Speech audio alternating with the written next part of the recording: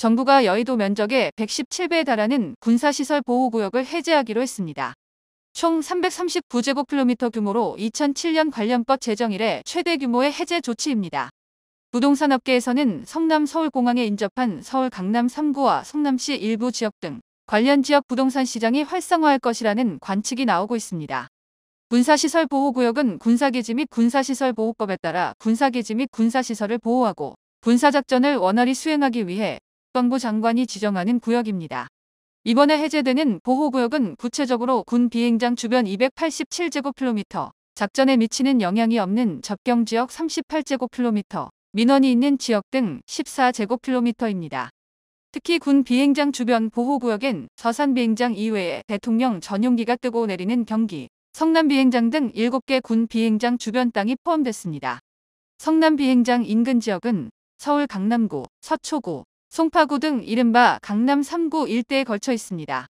서울공항이 위치한 성남시 분당구와 수정구, 중원구 일대 보호구역은 더 넓은 규모가 해제된다고 합니다.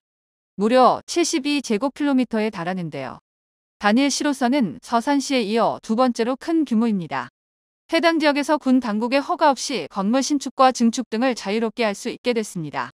군 비행장 주변과 북쪽 접경지역 등 낙후 지역의 개발 기대가 커지고 있는 이유입니다.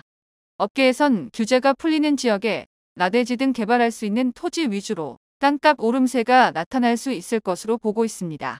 박원갑 KB국민은행 부동산 수석 전문위원은 땅의 가치는 규제 강도와 역비례하므로 규제가 없다면 땅의 활용 가치는 올라갈 것이라며 파주 연천이나 고양은 군부대들이 많은 대표 지역으로 개발 제한이 풀리면 땅값이 올라갈 것으로 보인다고 내다봤습니다. 송승현 도시와 경제대표는 활용도가 올라가면 가치가 올라가고 가치가 올라간다는 의미는 개발에 대한 기대감이 생길 수 있다는 것이라고 설명했습니다.